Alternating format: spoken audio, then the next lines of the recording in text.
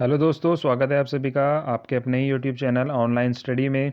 और दोस्तों, आज की वीडियो में हम बात करने वाले हैं हमारे समावेशी शिक्षा जो आपका अनिवार्य प्रश्न पत्र है आपका बीटीसी थर्ड सेमेस्टर में, तो उसके बारे में हम इस वीडियो में डिस्कस करेंगे। तो देखिए, एक वीडियो मैंने पहले बनाई थी, इसकी काफ़ी टाइम हो गया था, तो कुछ प्रॉब्लम की वजह से वीडियोज़ नहीं आ पाई थी। तो उसमें मैंने आपको इसका सिलेबस जो था वो बताया था, और आज से हम जो है वो स्टार्ट करेंगे। इसके अंदर हमें क्या क्या पढ़ना है वो सारी चीज़ें हम देखेंगे। तो देखिए, मैंने अपने हिसाब से नोट्स जो हैं वो बनाए हैं, अपने हिसाब से जो इसमें टॉपिक है उनको मैंने अपने हिसाब से लिखा है, जो पढ़ करके लिखा है उसको मैं आपके साथ डिस्कस करूँगा। ठीक है, तो जो लैंग्वेज जैसे भी मैंने लिखा है, अगर आपको ये चाहिए होगा तो आप हमारा पीडीएफ जो है टेलीग्राम ग्रुप से ज्वाइन कर सकते हैं। लिंक मैंने नीचे डिस्क्रिप्शन में दे दिया है, आप वहाँ से इसको ज्वाइन कीजिए। ठीक है, तो वीडियो स्टार्ट करने से पहले मैं आपको बताऊं कि अगर आपको वीडियो अच्छी लगे, हेल्पफुल लगे, एंड तक ज़रूर देखना, और वीडियो अच्छी लगे तो आप वीडियो को लाइक ज़रूर करना। और अगर कुछ कमी रह जाती है तो उसके लिए आप हमें कमेंट करके बता सकते हैं कि किस चीज़ की कमी रह गई है, क्या हमें और इम्प्रूव करना चाहिए, वो सभी आप बताना। ठीक है, तो स्टार्ट करेंगे। मैंने आपको बताया था इसमें हमारे दो सेक्शन जो है हमें पढ़ने हैं, खंड आ और खंड बा। तो उसमें पहला जो था वो था विशिष्ट आवश्यकता वाले बच्चे, जो कि हम देखेंगे। और उसके बाद था खंड बा, जिसमें था निर्देशन एवं परामर्श। तो खंड आ से हम स्टार्ट करेंगे। देखिए, ज़्यादा कुछ इसमें नहीं है, मैं आपको बता दूँ पढ़ाने से पहले, ज़्यादा कुछ इसके अंदर नहीं है। सिर्फ दो ही टॉपिक के ऊपर आपको पढ़ना है और उसको आपको समझ के चलना है। ठीक है, पूरा पेपर देखिए ऐसा है, इसको आप अपने मन से लिख सकते हो। अगर आपको चीज़ों की समझ है, चीज़ों की अच्छी नॉलेज है, तो आप इसको आराम से लिख सकते हो। आप इसका अध्ययन करेंगे, आप इसको अच्छे से पढ़ेंगे, सारी क्लास आप रेगुलर देखिए, आपको इजीली समझ आ जाएगा। आप कॉपी मत कीजिए, किसी भी चीज़ के रटने की कोशिश मत कीजिए, आप इसको अपने ही लैंग्वेज में इस पेपर को लिख सकते हो। तो देखिए, हम स्टार्ट करते हैं। तो हमारा पहला, देखिए पहला क्या दिया हुआ है, विशिष्ट आवश्यकता वाले बच्चे, स्पेशल नीड चाइल्ड।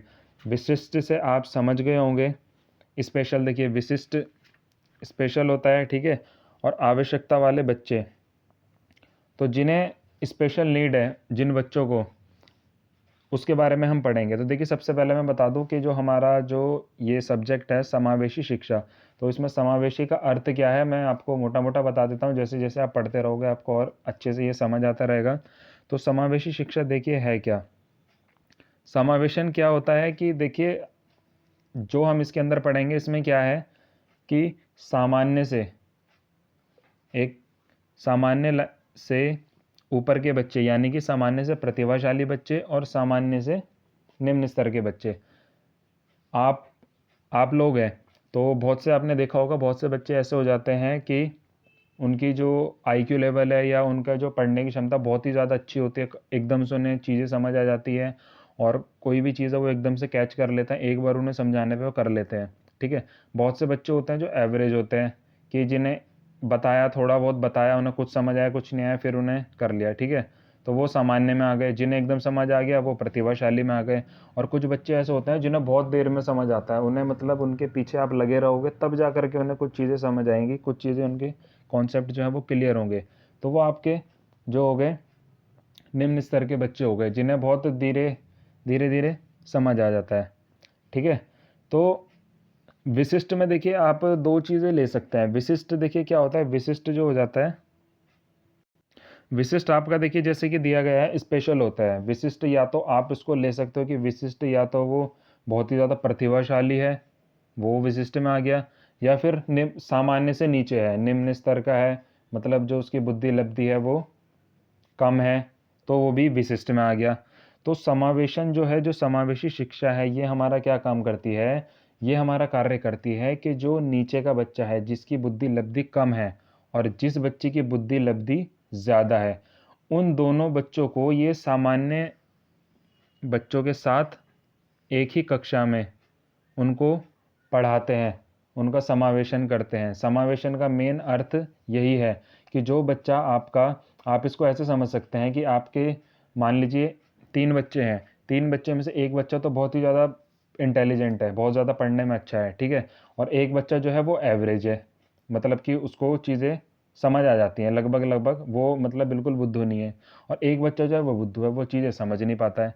तो इसमें विशिष्ट क्या होगा, देखिए एक तो विशिष्ट इसमें वो कहलाया जाएगा जो कि चीज़ों को बहुत जल्दी समझ ले जाता है, बहुत जल्दी समझ लेता है, वो विशिष्ट में आ गया। और एक बच्चा वो है जो नहीं समझ पाता जल्दी से, वो भी विशिष्ट में आ गया। वो अपने फील्ड में विशिष्ट है, ये अपने फील्ड में विशिष्ट है। विशिष्ट का मतलब ही है अलग, थोड़ा सा डिफरेंट है वो, ठीक है। तो समावेशी शिक्षा हमारा क्या कार्य करती है, इन दोनों बच्चों को वो कक्षा में एक ही जो सामान्य बच्चे हैं सामान्य माहौल दे करके और उनको पढ़ाए, वो हमारी समावेशी शिक्षा कहलाती है, ठीक है। इतना आई होप आप समझे होंगे थोड़ा सा मेरी बातों को। तो अब देखिए इसमें क्या कहा गया है, विशिष्ट आवश्यकता वाले बच्चे कैसे होते हैं। तो जैसे मैंने लिखा है, सामान्यतः विशिष्ट आवश्यकता वाले बच्चे उन बच्चों को कहा जाता है जो अपनी क्षमताओं, योग्यताओं, व्यवहार, व्यक्तित्व आदि से अपनी आयु के अन्य बच्चों से अलग होते हैं। ये भिन्नता इसके उच्चता के कारण भी हो सकती है या निम्नता के कारण हो सकती है। यानी कि आपकी क्लास में देखिए, अगर आप देखें कि आपकी एज के बहुत से बच्चे तो ऐसे होंगे जो काफ़ी ज़्यादा इंटेलिजेंट होंगे और बहुत से ऐसे होंगे जो काफ़ी ज़्यादा बुद्धू होंगे। तो इसमें यही कहा गया है कि भिन्नता होती है या तो उच्चता के कारण या निम्नता के कारण, ठीक है। और प्रत्येक बच्चा एक दूसरे से भिन्न होता है, ये आप सभी को पता होगा। यह भिन्नता शारीरिक, मानसिक व अन्य प्रकार से हो सकती है। हर बच्चे की कार्य करने की क्षमता अलग अलग होती है और कुछ बहुत जल्दी कोई भी कार्य कर लेते हैं और कुछ बड़े ही आलस्य के साथ कोई भी कार्य करते हैं।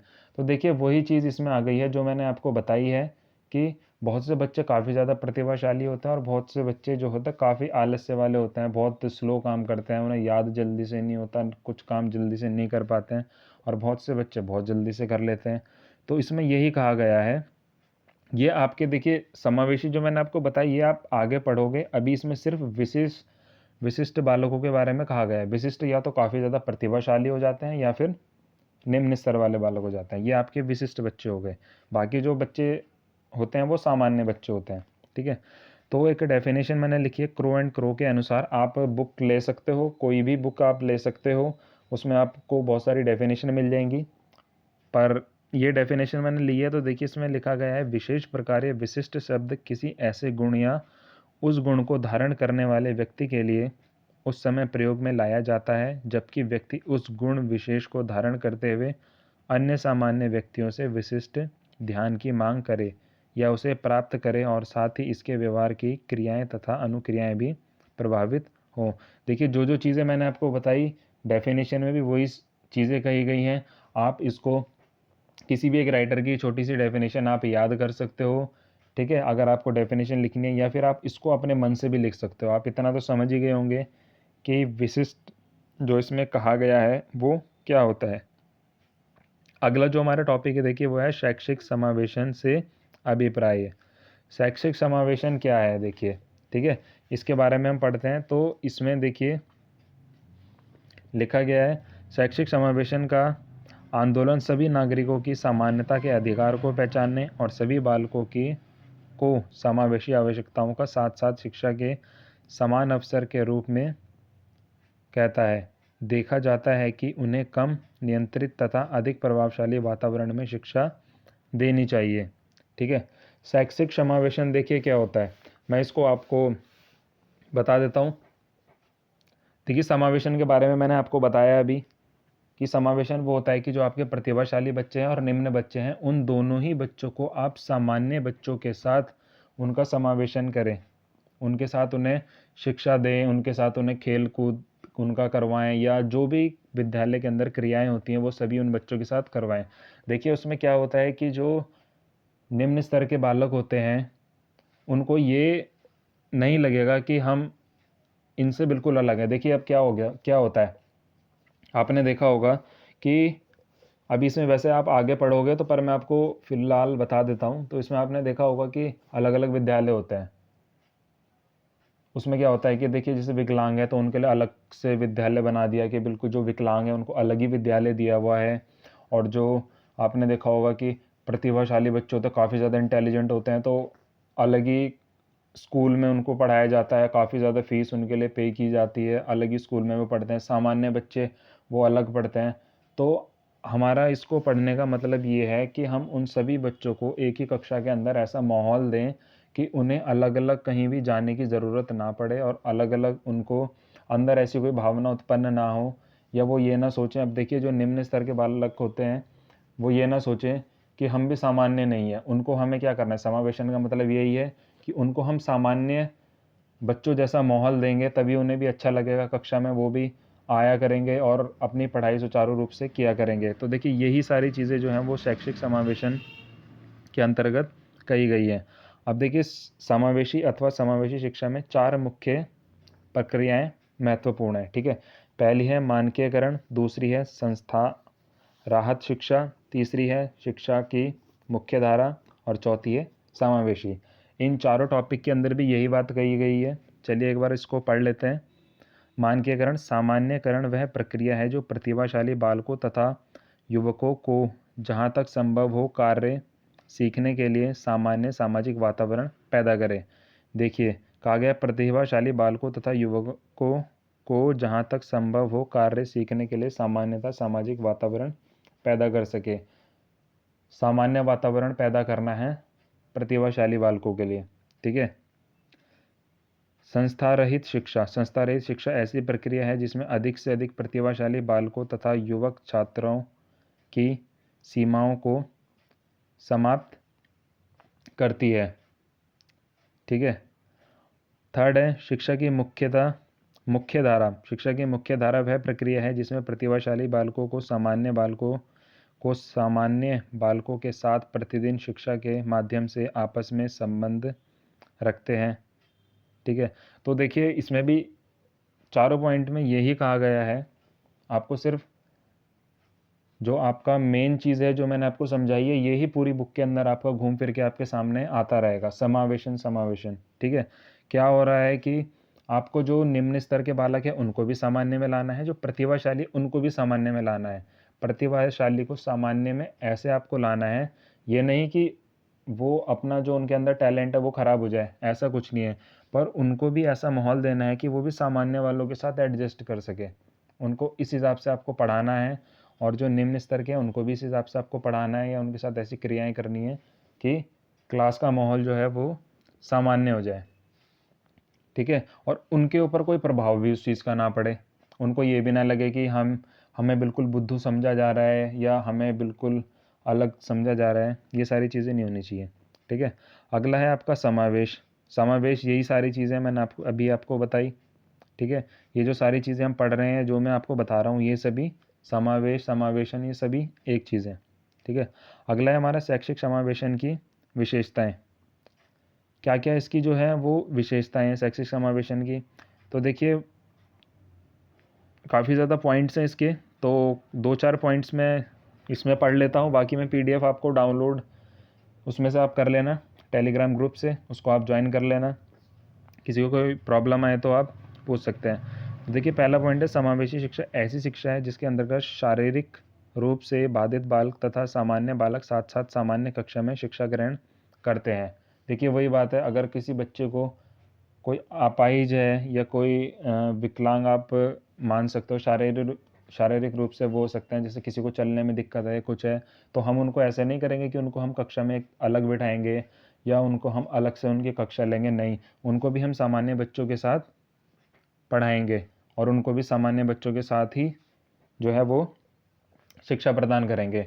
और देखिए आपको एक शिक्षक के नाते आपको क्या चीज़ें होनी चाहिए कि आपको कक्षा के अंदर ऐसा माहौल रखना चाहिए कि कोई भी बच्चा किसी दूसरे बच्चे का किसी भी चीज़ को लेकर के मजाक ना बनाए, सभी मिलजुल के रहें, सभी एक सामान्य, देखिए कक्षा को एक सामान्य वातावरण देने का मतलब ही यही है कि आप कक्षा के अंदर ऐसा माहौल रखें कि अगर कोई बच्चा पढ़ने में बुद्धू भी है या कोई पढ़ने में बहुत ज़्यादा इंटेलिजेंट भी है तो कोई किसी का मजाक ना बनाए, सब सामान्य रूप से कक्षा में शिक्षा ग्रहण करें। अगला है समावेशी शिक्षा। विशिष्ट शिक्षा की विकल्प नहीं है, समावेशी शिक्षा तो विशिष्ट शिक्षा का पूरक है। ठीक है। देखिए इसमें भी यही कहा गया है।